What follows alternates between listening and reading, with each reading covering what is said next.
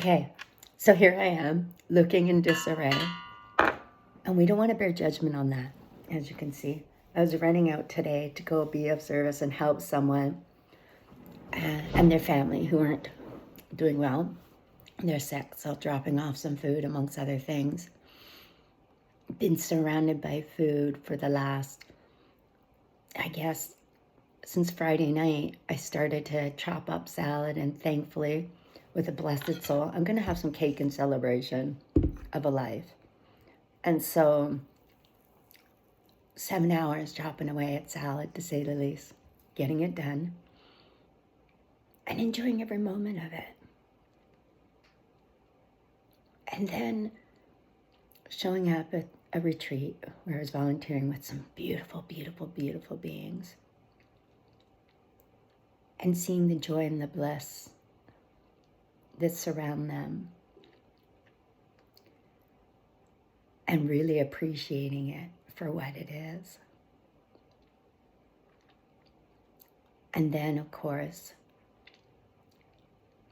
it makes you really stop, take a step back, observe and process what surrounds you, what brings you joy, what brings you freedom, what brings you many other glorious things in times that are possible to be of pain and suffering.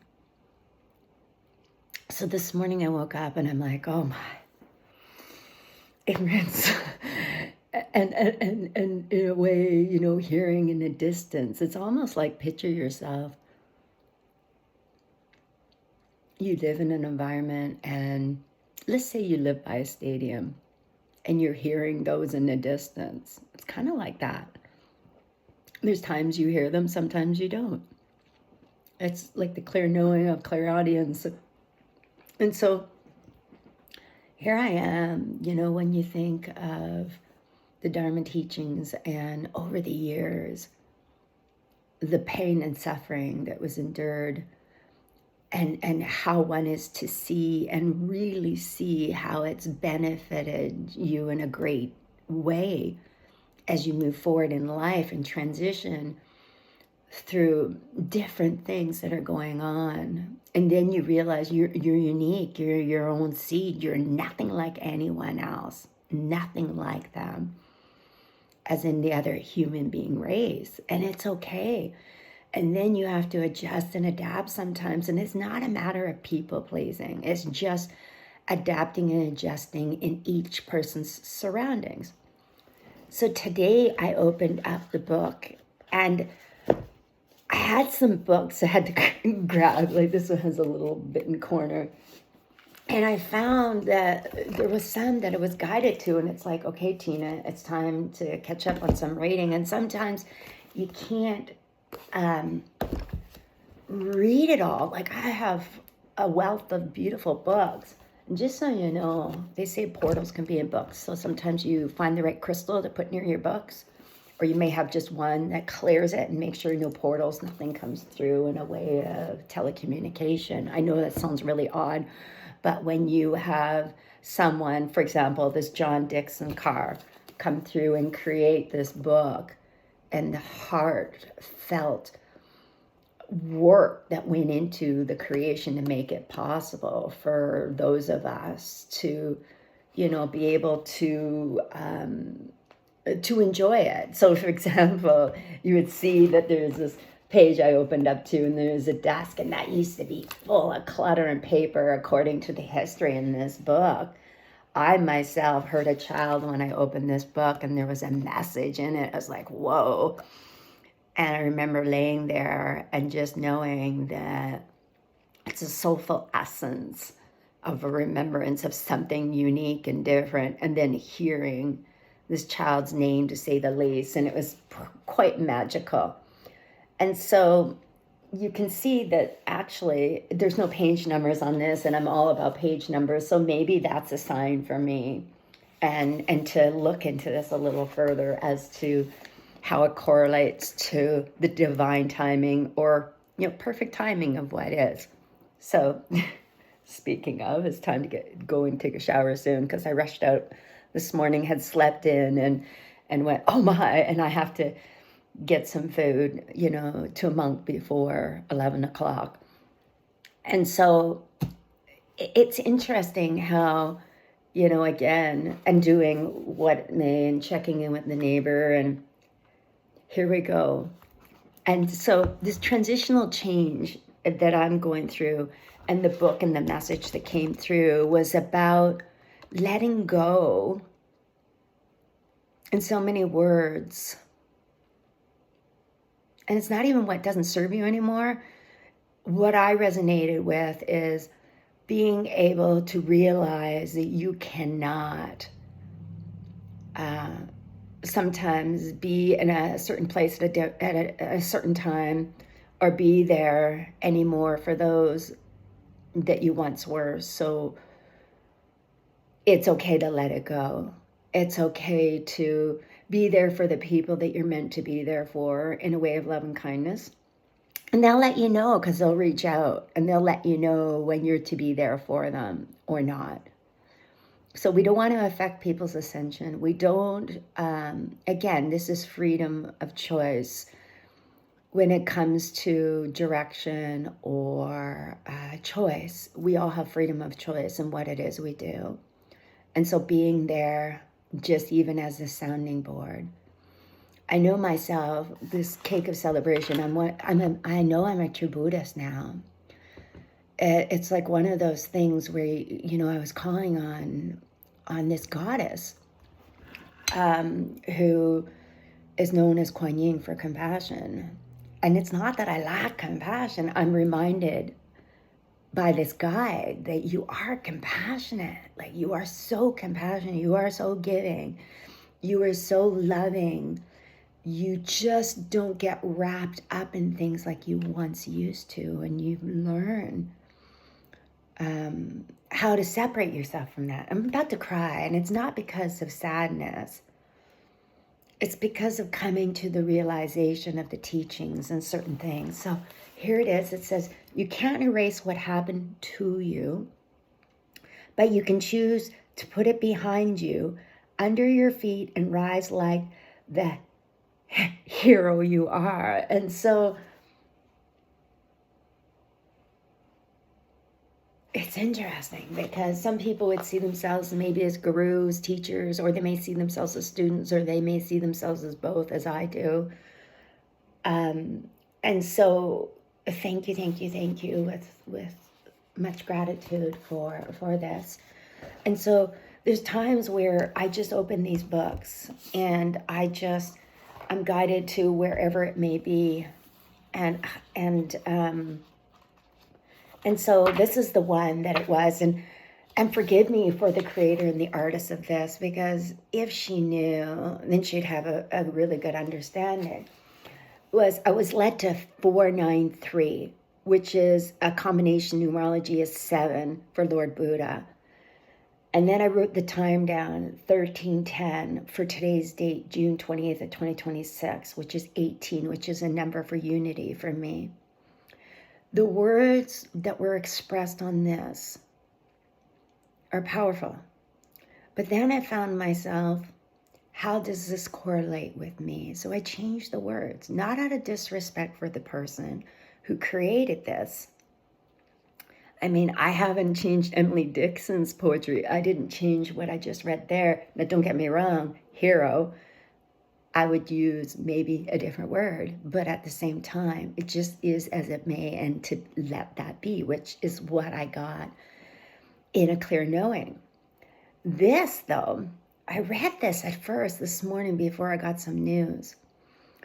And it says, I peacefully leave behind communities that no longer serve my soul growth with gratitude for all they have offered. Okay? So here I am, recognizing that people come and go out of our lives for good reason. Some say God edges them out. Some say that it's a door of opportunity to shut one and many doors open. It's really hard when it comes to family. And so for me, I changed it and I said, it is okay to move on forward peacefully what no longer serves you.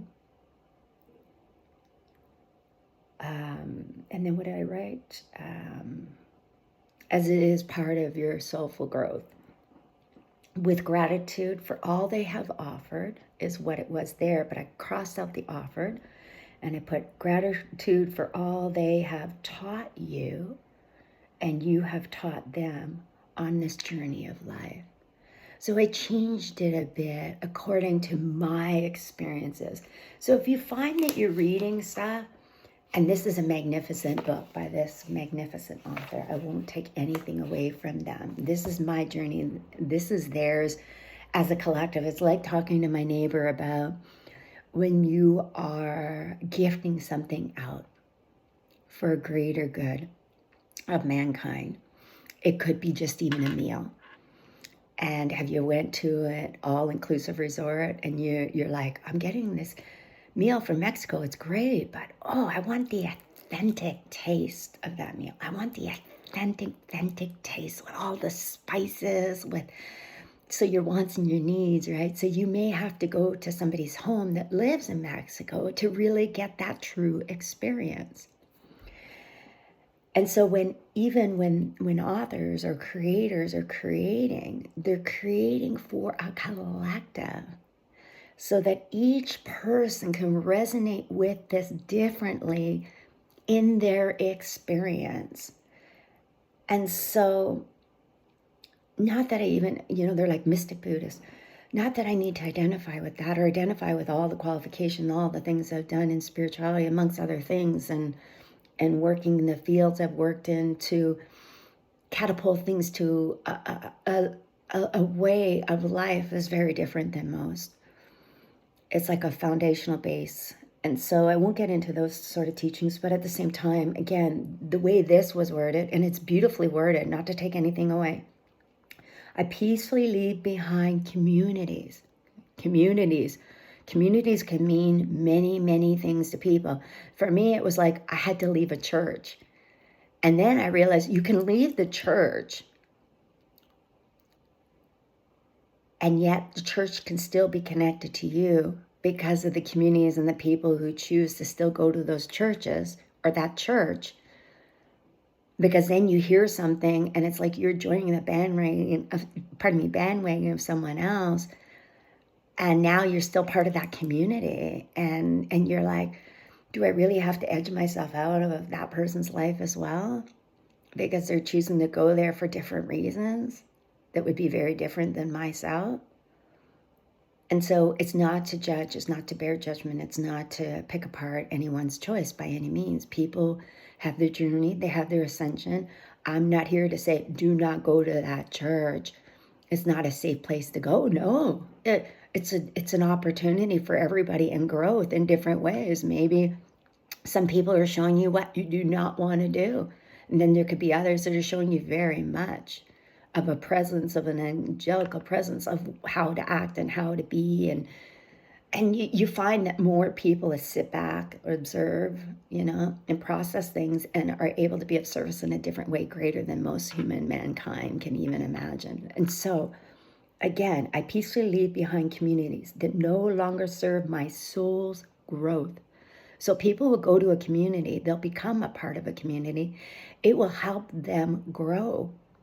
And then it'll help them realize it's time to move on. Now, there are those like me that are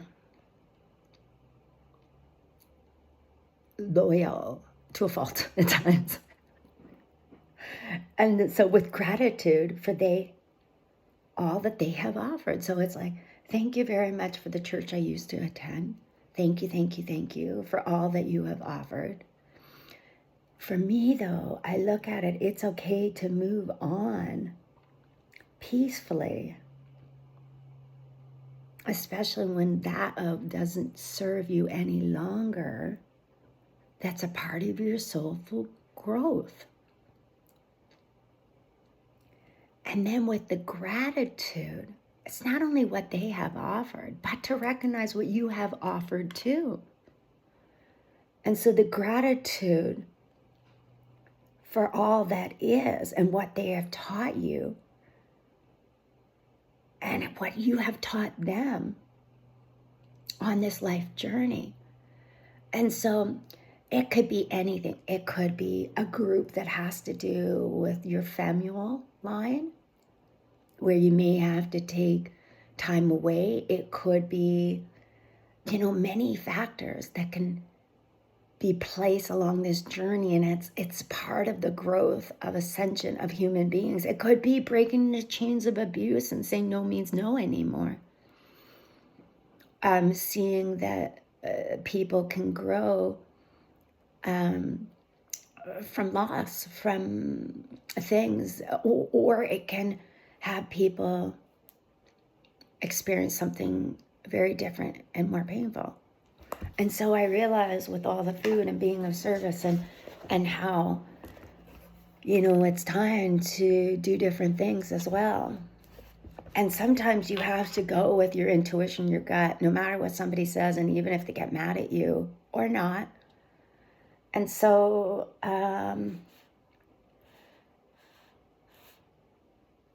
okay, this is funny because this brings me in a whole different topic and why it's being brought up. Maybe it's 5, and for 5 for me is the relics. And people like being fearful of poison. And so it says, in a matter of fact tone, she says, honey, you have food poisoning. Come into the office and I'll give you something for it. No, I can't, I practically scream. I'm already back home. And so there's this story about this ghost amongst us. And I'm like, okay, I have been poisoned before. And a monk had been poisoned at the same time. And that experience I'll never forget. I was so beyond weak. I was by myself. I had just came back from somewhere.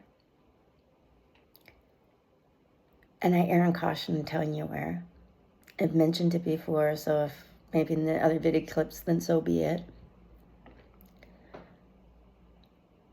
And I remember it was such an odd feeling, like almost being hypnotized. And it was just really odd. I remember, delivering coffee, and then, or somebody else had. Anyway, to make a long story short, I have it recorded somewhere. I just remember one of the monks drank the coffee that wasn't poisoned by me. It was by another. And it's so uncanny if you were only to imagine. That person's on the other side of the world now with fame and fortune. At the same time, I forgive because I know the history of this person.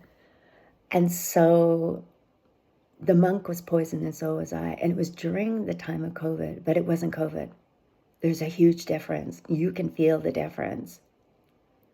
You have a knowing almost as soon as something touches your lips. And that's the teachings of Buddha even and others that know what it's like to be poisoned. And I remember being alone at this point afterwards because it was delayed, but something didn't seem right. Even to a point where I was just like, I think what it was is that's what it was.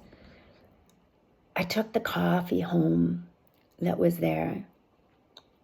It was in the cup holder and I took a sip and something didn't seem right. I got home and sure enough, I was in the bathtub. I was not feeling well. And luckily the place I used to live in, the toilet was right next to the bathtub. And it was heaving over. And we're talking about your body is just fighting. And it's gasping. And I remember the chanting, like, get yourself to hospital. And I'm like, I was so weak. I could barely move. And it was like this force that was coming out of my body. And it was poison. Like it was. And I remember talking to the Bhante afterwards, and I said, we were poisoned. And forgive me for saying Bhante. Oh, Lord Lavadoc. See, that's how it comes out. I don't want to cause any disarray. I've already told the Nanjan, and so he too was poisoned.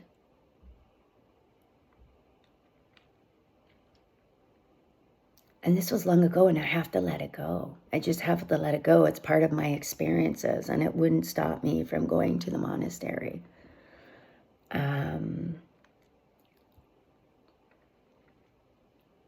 Because now it's a really, really, really safe place to go.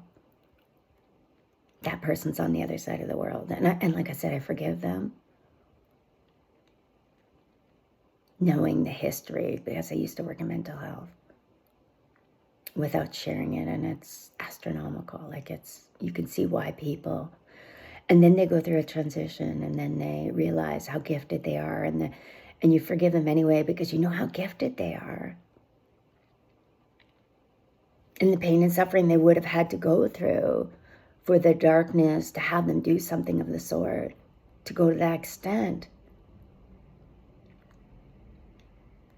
The trickery that would have been played upon their minds.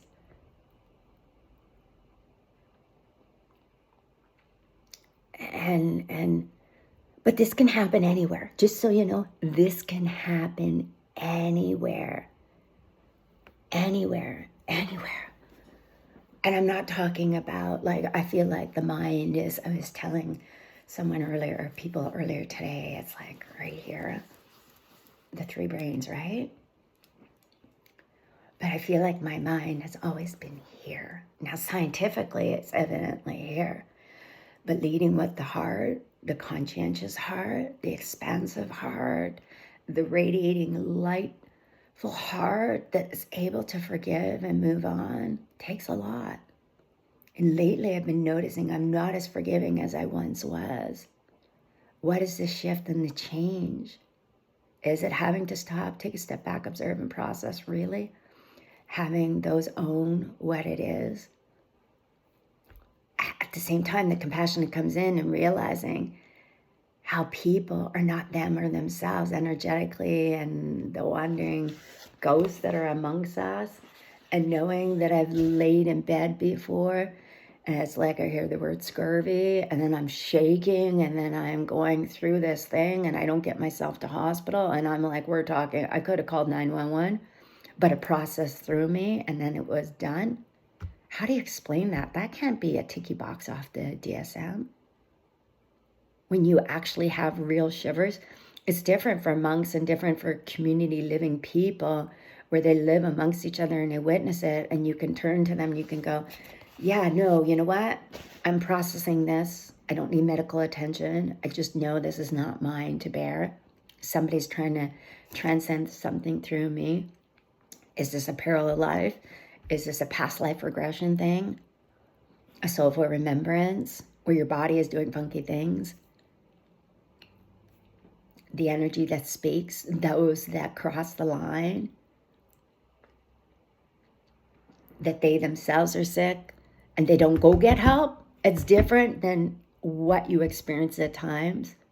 I know I've been there before where healing energy and sending to someone and then later getting validation, and they were like, oh yeah, I was helping this person heal, they almost died. And I'm like, yeah, I know, I was there in my living room when I got the message, and all of a sudden it's like one of my guides who is an enlightened being has crossed, that has got me into the distant healing, and let's get into action and help this human right now at the hospital, not to get in the way of their faith or their destiny.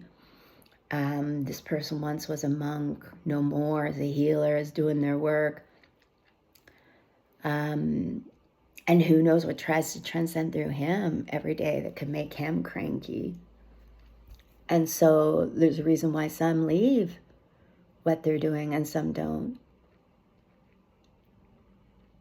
So there are those that are fear-based going to the hospitals because they don't want to pick up energy. There's so much more than what meets the eye. And that's not the fear I have. I know that Spirit speaks. It's like I got gifted something beautiful today, and it was like, as I walked out the door, it was guiding me to tap the tree. And then sure enough, the spirit, there's many spirits attached to this item. And not attachment like the Dharma teachings. It's not attachment like codependency or attachment like us human beings have. I'm talking about the wandering ghost spirit that's amongst us. I haven't read this whole book, by the way. I just opened it up for the first time. Really, really opened it up for the first time today. And so, and I was going to gift it away today, but I was held back to doing so. And different books were gifted, which I feel is the divine choice and what was meant to be. One of Anthony Williams' medical medium books, and another one from an Ajahn that was created. And so what happens is that the energy and what can happen amongst us, I'm thinking of Anthony Williams, Angels and Demons, and how that even more depth knowledge of what you read and what you interpret and how you receive depended on your experiences in life. And that can also create a different reality for you than it would from someone else because of your experiences and your reality of what it is that you're living. And so, some people are definitely into the duality, non-duality, into creation, into understanding that this is not mine to own, this is that person as they're working through whatever it is they're supposed to work through in a way of, a dark night of the soul, which is not just one night. That can last years for some people, or it can last weeks. There are those that refuse to face anything regarding their own demise or their own things. And of course, even in the Dharma teachings, it's like a new day, a new life, new beginnings, right? But at the same time, your body can have residual energy that's there, that's stagnant, that can be stuck, that's not released. And it could be stuff that's been held, like I had cleared of me from 8 years ago. And there's probably more. And that's why I go to this sound healer. And she's magnificent. And I can trust her. And she's a friend as well. And I'm thankful. And so there are those that you realize that it's energy. Some of it doesn't even need to be spoken. It just is the residual energy that you don't even need to forget. You don't need to get rid of. You have the clear knowing it's got you to where you are right here, right now, in this moment, in this time. To have the strength, maybe in a way that no matter what's going on with anyone else, to still have the freedom to embrace life, enjoy, not carry guilt, not carry the remorse, because it's not yours to carry, right? Because of the norm and the way the normal human civilization can be, and people crossing boundaries, and people really not thinking of the highest and greatest good in a way that sometimes you're just not meant to be a part of something, and it's okay. You don't need to be a part of that community anymore. You can be of service in a different way in new communities and continue persevering on and recognizing that you yourself as a sovereign being, maybe those communities also you learn don't see that magnificent being you are. And that's why you move on. And then, that saying, you don't know what you have until it's gone. And then you realize, oh, look at that. And this is a thing, as being at times the seer that I am, recognizing and seeing the beauty that's before me and appreciating it. Also, just also kind of, I guess when I used to write mental health assessments all the time, it was like always non-judgmental. Do not put anything in from your own personal perspective. Well, in a way, I used to always put compassion in them. I recognize that now. I always had compassion in a way, let's not let this person fall between the cracks, right?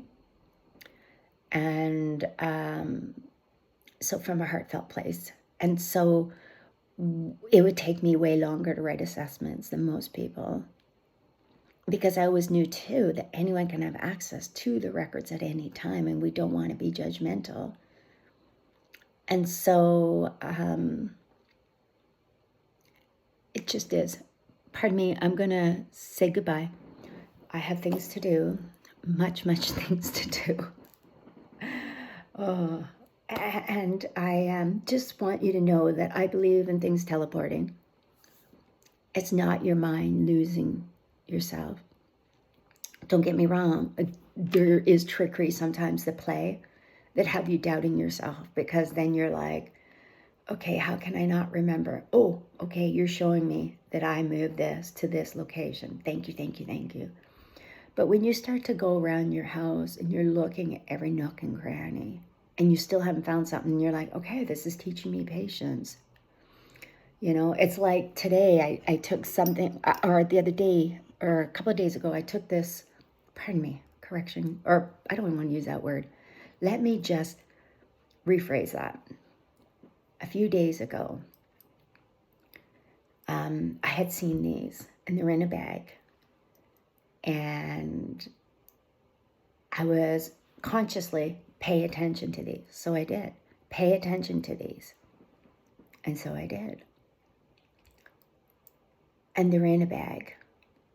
And so retracing my steps, I had put these in a bag that came out of a box with other stuff.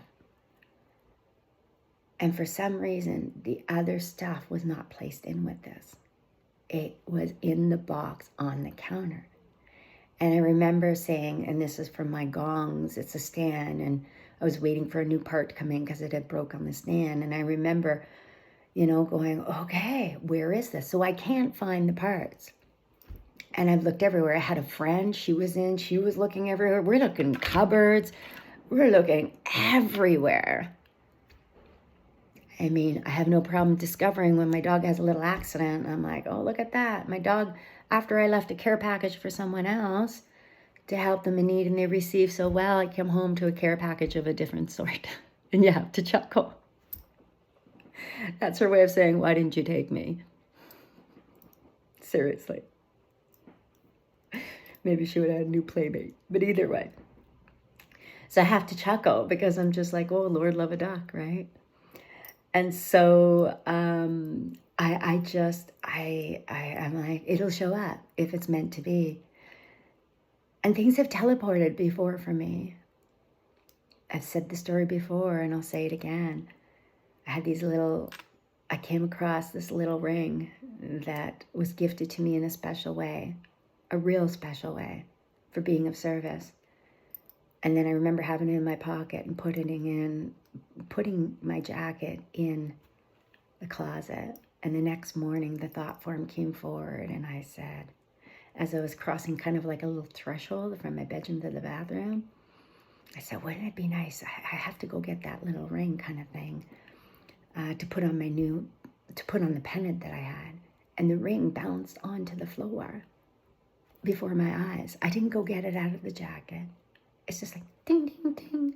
I was like, whoa.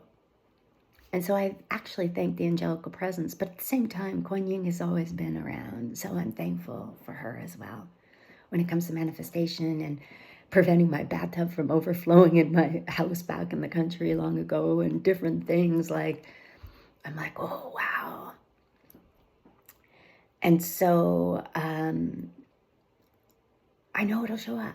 And if it doesn't, then I know, like other things, they have disappeared. Now, I have had people steal from me, don't get me wrong, but I've had things disappear from me as well. It's really unusual, to say the least. I checked even with my alarm company. Did anyone come in between this time? Like I'm going through while I was away. And so I'm like, okay, it's not in the house. It's not. I've had that happen once with a book. My Uncle Jack, my great Uncle Jack was an author of these books that are well used in a movie, a show series. And he was a renowned judge. He was a twin to my grandfather, a psychic medium. And so he used to transcend spirit in a different way. And then I realized, I'm like, why didn't you leave that behind for me to learn from? So in a way, I guess I do. I'm like, I'm not a transcender of spirit into the light in the way others are. Very different, to say the least. I'm like, don't shortchange yourselves. Don't let humans trap your spirit on this earth plane for their own demise or whatever, or for their own growth or for their own like prosperity and business and everything else. Don't let them do that. These are warlocks, witches, sorcerers, those that do voodoo and everything else.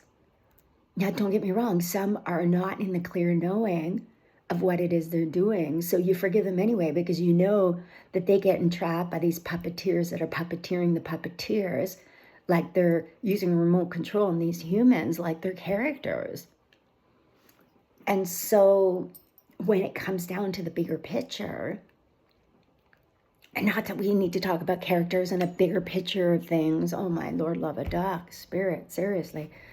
And so having compassion though for spirit, the ghosts, for them to cross over as quick as possible after they do their visitation, whether it's for a week within a human man's comprehension of time, it's much longer. That can be much longer for them. Human lives happen quickly, and yet they seem so ever long for some of us that are going through pain and suffering.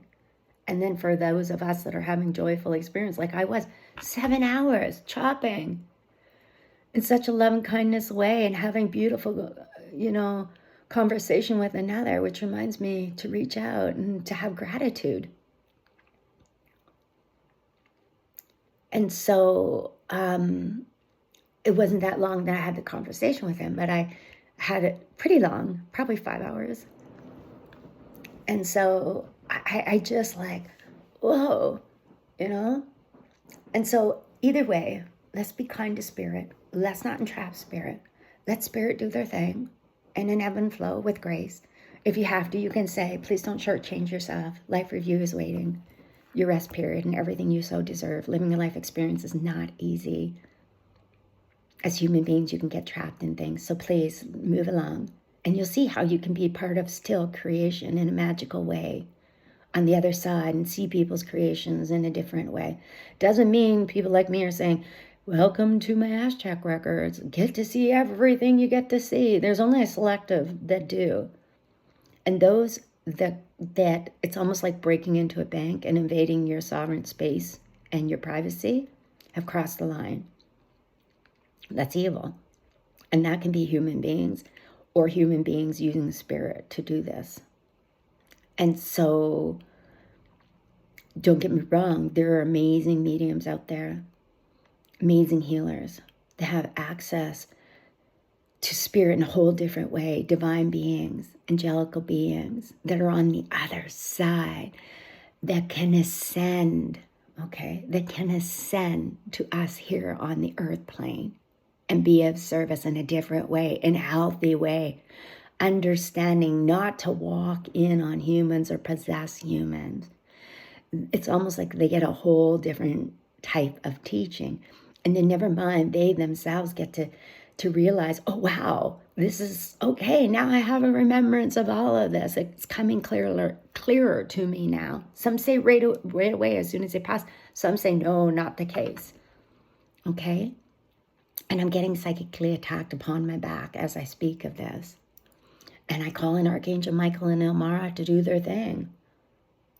Lord Portia, please, you were brought up today by another who, for some reason, says one the same as Saint Germain. And then I had to chuckle and I was just like, oh my, she's one of the same as Ascending Master Jesus, I tell another. And then the other's like, but I thought she was one of the same as Saint Germain. And then I'm like, oh my, I haven't had a chance to tell this person about my trip to Sedona and all that is, and how there's documentation in Saint Germain's book, or the book that was created about Saint Germain. Oh my. There is a lot of books out there, and I'm going to hopefully leave you right away because I do have things to do. There are books out there that are science fiction, some people would say, or spirituality, and they're like, they need to be burned and this and that. You know why? Because it's like coding. There's stuff in the books where you get aha moments, and you open them up and you go, wow, what? This book in the 80s talked about COVID, and COVID is actually a thing,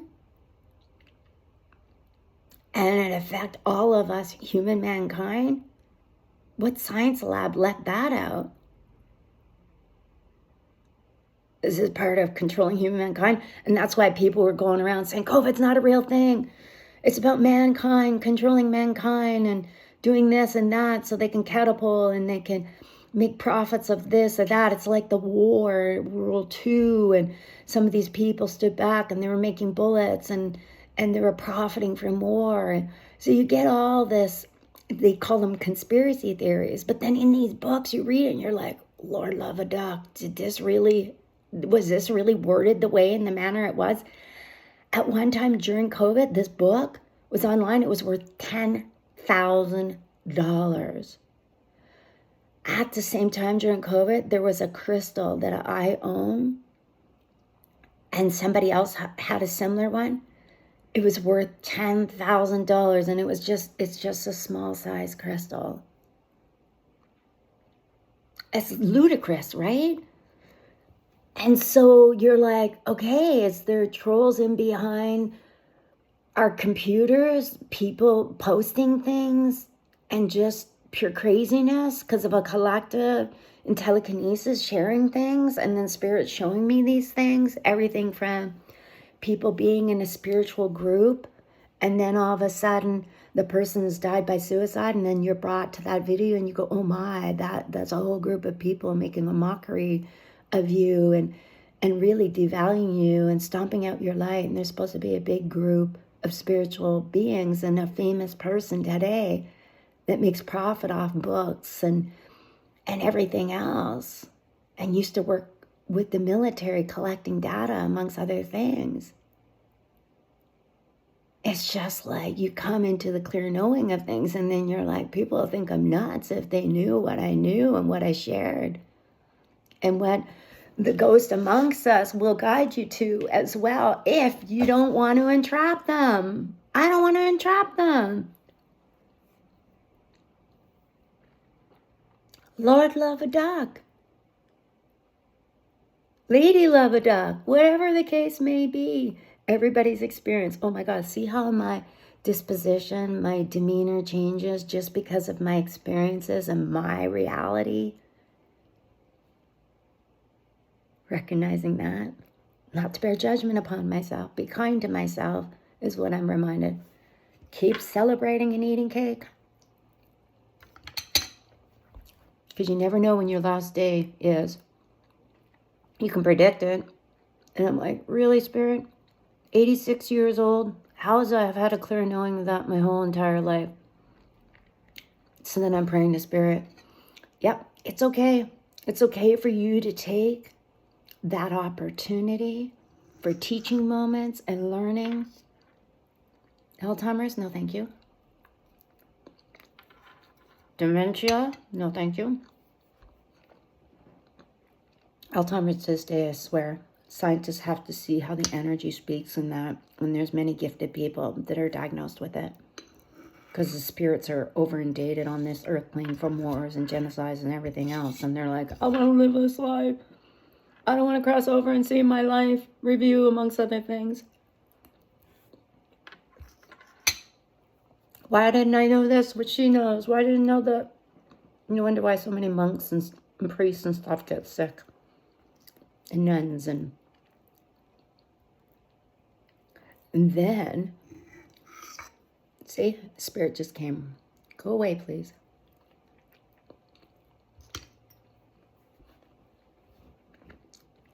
I hope it's not a repeat.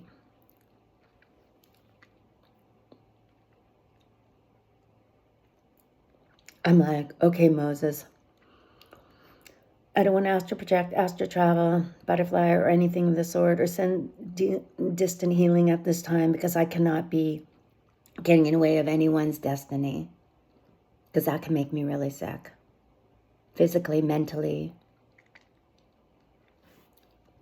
And my guides know that. There's a lot of healers out there and mediums, and do we even need to label? There's many that are inspirational speakers that are able to heal. There's many that are even comedians that are up there. They're trans mediums. They don't need to label themselves that way. The general public will see them as these beautiful beings that are creating things to make you laugh. But meanwhile, every time they speak, they're sending healing out to you and me. And then they die, and then they get labeled, oh, they hung themselves, and now they're the poster boy for depression. Robin Williams, trans medium. Sorry for labeling you. You are so much more than that. So much more. See? Don't want to entrap that. But at the same time, we know he can't get entrapped because he's already crossed over. And he's doing his creation and his magical work in a way of guidance in a whole different way than those. They're just awakening to the awakening of their mediumship, not realizing when they're trans mediums, because everyone is really. Sometimes they may say something. It's not even them or themselves or their thought forms. And they just come out and they're like, did I really say that? Have you ever done that? Where somebody said, you said this. And you're like, I did? I would really say such a thing? Trans medium. It's like you're in pilot mode and all of a sudden you're doing something and then you have no remembrance whatsoever. You're medium, you're transcending.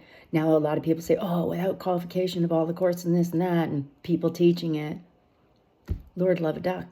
The money I've spent just on courses alone. So we find our gifts, and then you find that you're part of that community. And then you have to step away from it because you're like, these people have robbed me of my life. They've stomped me out. They've done things. Like even now, I'm just like, I got to stay away from certain things or certain people because, it's pretty bad when you're looking at a book and you're like, don't you dare, and building healthy boundaries. This is a cordial, nice, sweet, genuine person. But I don't know who's on his ascension team, who he's turning to that may be using sorcery, which, no, I know this is the case. It's like they have a whole ship of a Tea Party ship where they're all being found out because people are awakening to awaken their gift and they're meant to. May he flourish, may he grow, may he do well, may he prosper, is how I feel. But at the same time, building healthy boundaries and saying, no, thank you. Don't you dare. It's like as soon as I was rewriting the book and this author, something came in and started to psychically attack me because I was writing something different in the book. It's like, don't you dare. So some people have people on their ascension path. You'll see it, mediums. Some of them don't, but some of them will have a collective of human beings that are in the audience supporting them, blocking out what the ghosts amongst us that are not meant to, and kind of putting them in a special order, like, okay, you can come next. So really orchestrating, controlling who they're channeling for and who they're not. But not all mediums do. Don't get me wrong. Not all mediums do. There's some that have been fighting for fame and fortune for a long, long time, that invade our sovereign space and our sovereign beings, like some spirit is right now as I speak. And so you just don't know. And so there's some that are good, that will back them up, that are loving, that are compassionate, that have their shit together. Forgive me for putting it that way. that have ascend and catapult to different levels where they are of love and kindness and genuine, and they don't want to hurt anybody. If anything, they want to be of service, they want to help, they want to, you know, and you have to be careful because some will sound very genuine, kind, and sweet, and then they'll go, oh, look at my profile, look at all that I've built, look at all this, I teach this, I do that, I'm a good person. Meanwhile, they abuse their employees. And so some people can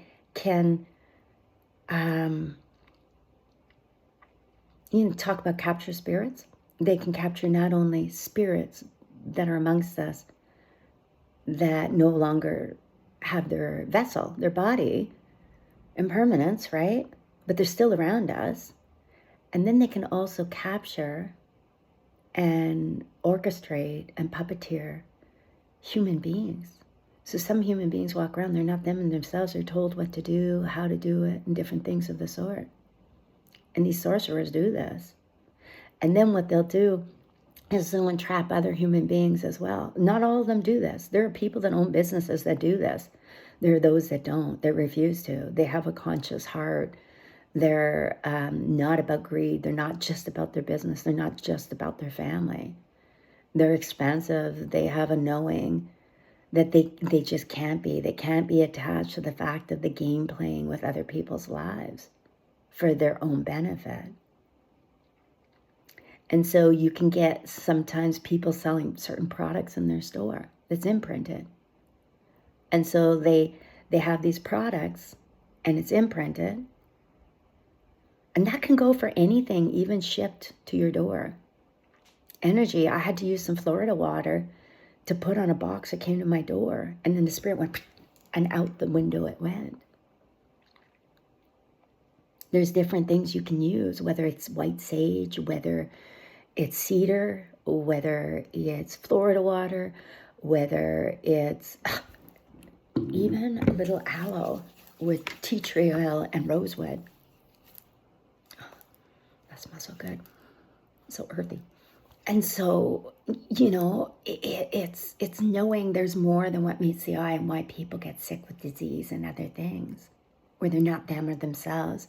It's like the imprinting, the soulful imprinting of something, and somebody wanting you to feel their pain. It's not yours to bear. So you end up having to call on something, and it's not even greater than you.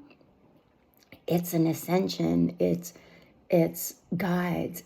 They're there to help you through the process of learning and growing from the experience. And so be you, be love, be compassion, and always, always in a love and kindness, no matter what. When you wish people to be free from anger, you literally do, because spirits can be amongst us that have unresolved stuff. So you wish for them to be free from the anger, free from the ill will, free from jealousy, free from the mental and physical suffering that can cause you anguish because you know that they're around you. And not that their wisdom is greater than yours or yours greater than theirs. You don't want them to cheat themselves out and crossing over. So it's like me calling upon guides and saying, please, may you be here for this person at this time. It's like driving back from somewhere and saying, Kuan Yin, Lady of Compassion. And it's like me being gifted something that I put on my mantle. But again, I was led to the tree and touched the tree with it. And the spirit is now amongst that tree and is meant to. It was in the house and no longer needs to be in the house.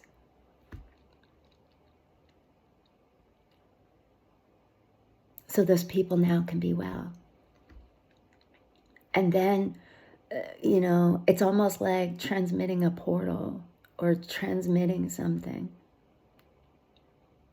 When Tai, Vanamo Takna Han, and everybody enunciates it different. Again, a being that doesn't need to be named because he's doing his stuff, his work in a magnificent way. One of the same of Nietzsche, the scientist. Can you imagine living your life and knowing you're one of the same as Nietzsche? in the history. And so there's others that find out they're one of the same of certain things. And it's like today when I was bringing up Lady Portia, and I have to remind this friend, oh, by the way, in Sedona, this is a thing. And it'll be mind-blowing for you to know that Saint Germain and Merlin are one and the same. See how we're all interconnected? People that live life experience that are before you, they could be anybody, have any history. So when they soulfully awaken, it's like the lotus flower and it, or a rose, and it opens up.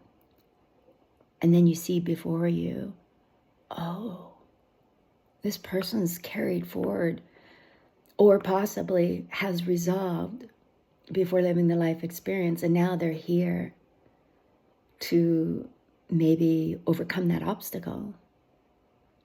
Or maybe they're to learn to receive exactly as it may. Exactly every experience. Exactly as it may.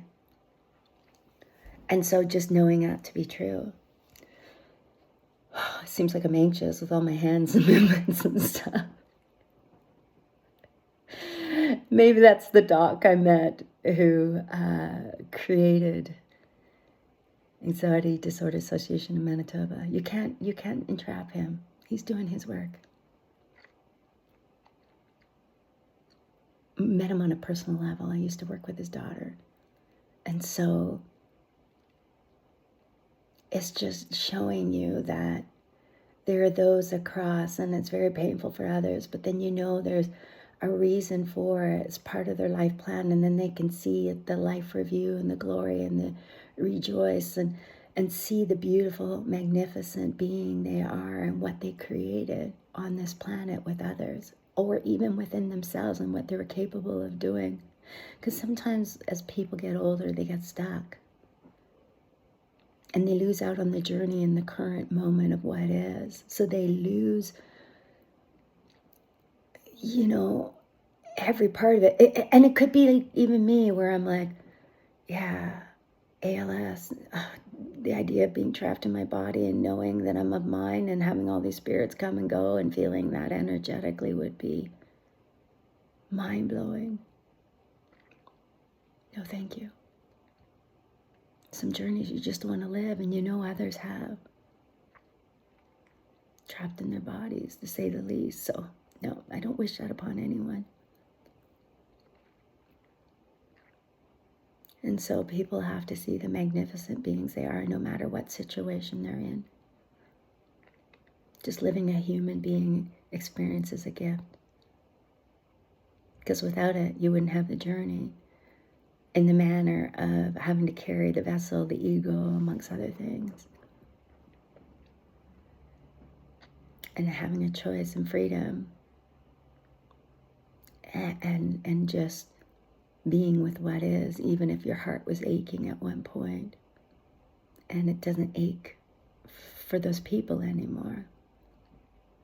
Maybe it's because of all the unplugging, cord cutting, what no longer is of service for my soulful journey. And so sometimes we can get trapped into what was and then realize, wow, is there somebody accessing my records? And the thought forms are coming up in my mind and invading my sovereign space, and at the same time, maybe helping someone else on their journey. But it can be invasive in a way of crossing boundaries in your sovereign space and your sovereign being. And it could be that other people are curious, and so they're invading your space, your family space, invading you, and meanwhile maybe they need to concentrate on themselves. And a lot of these mediums will do that. Especially, anyway, I won't get into it. I just know I have this beautiful tree picture that obviously needs to be framed today. Because maybe there's a divine connection in a way that's hard to explain at this time. And it'll come to me in the clear knowing, not because I'm full of curiosity, it just unfolds the way it's meant to. Because for me, curiosity is poison. You're poisoning people with your curiosity. You're poisoning yourself. It's okay to be curious, but there is such thing as healthy boundaries. And so, as you share, they share, and you experience a worldly experience in a different way with each and every person you meet. How beautiful is that? May you be love.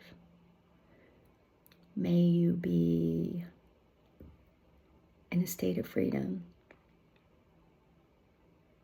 And may you prosper in a way, if you're not doing well and you're healing, prosper in that experience and be just as it may with what it is.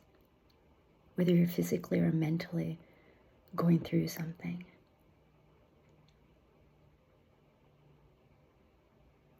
And before me, I see Louise Hayes and self-healing. So I think I need to put this CD in.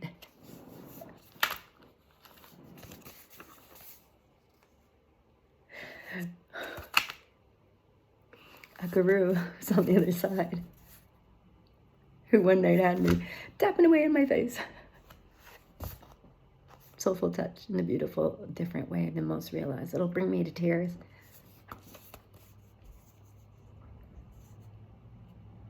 For the compassion she would have had to go through living a life experience. Not that I'm sad for her by any means. She left behind a great legacy, but many people do. Many people do. Some may not even have heard of her before. Oh, Lord, love a duck, Louise Hayes. I can't have a third piece of cake. May the two be enough. Even Moses will be after me for that.